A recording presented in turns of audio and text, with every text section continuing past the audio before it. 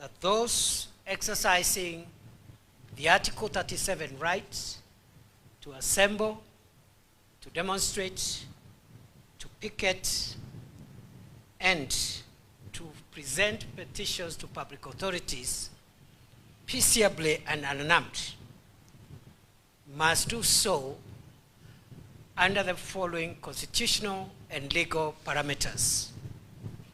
1, they must remain peaceful and unarmed throughout the assembly, the demonstration, the picketing, and the presentation of any petitions to authorities. 2, they must engage in a manner that does not promote violence or riots, because the right in Article 37 is the right to demonstrate. It is not the right to riot. Number 3, they must not breach public order. Number 4, they must not intimidate, harass, or otherwise inconvenience members of the public who are not protesting. Number 4, they must inform the police of their intentions to exercise this right. They must also inform the police of the routes they will take for purposes of providing escorts and ensuring that there is law and order during this constitutional expression. They must also notify the police the timings of their activities. They must stop their activities at sunset or at 6:30 p.m., whichever is earlier, in accordance with the Public Order Act Cap 57 of the laws of Kenya.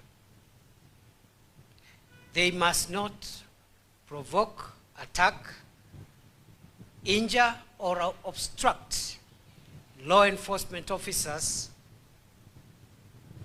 or even members of the public. They must also follow the escorts and other guidelines of law enforcement officers to ensure they are protected from non-protesters, they are protected from infiltrators, and they are orderly as they exercise this very fundamental right provided for under the Constitution for every person. They must not obstruct traffic of any kind. Motor vehicle traffic, bicycle traffic, border traffic, etc., etc. They must not obstruct, block, vandalize, or otherwise destroy any private or public property. They must adhere to the laws of Kenya, including the Protected Areas Act that limits access to certain critical infrastructure for national security reasons. And the police will guide them in which areas they cannot access by operation of the law on the protection of critical infrastructure. They must not access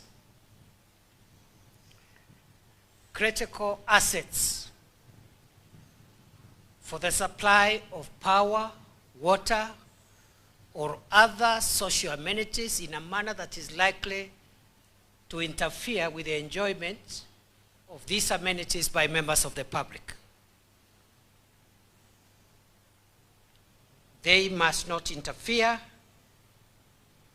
with any private activity by non-protesters, and they must not interfere with road, rail, sea, or air transport in any manner whatsoever.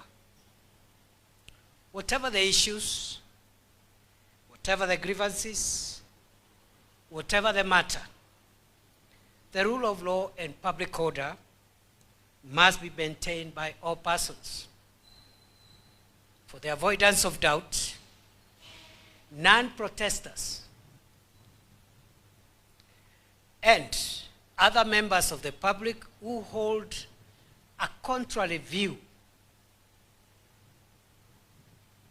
to that of protesters are bound by the same limitations, and they must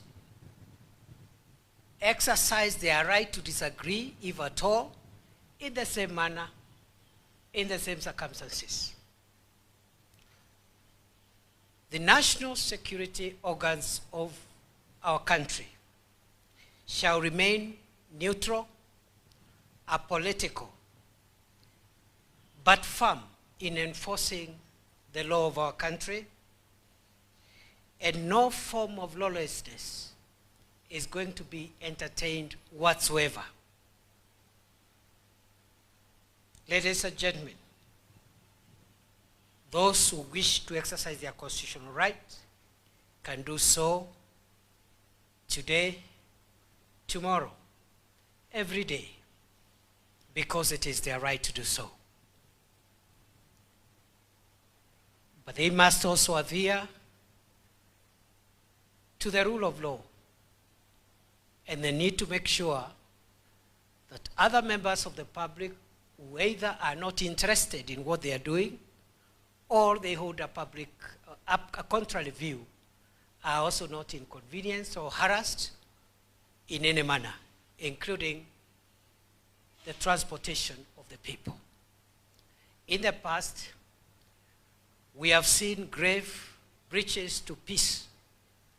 We have seen people pretending to be protesters, damaging road infrastructure and other amenities built by the taxes and the sweat of the people of Kenya. I dare you to try that. We cannot be a country that condemns violence in the name of exercising human rights. Your right and my right end where the right of the next person starts.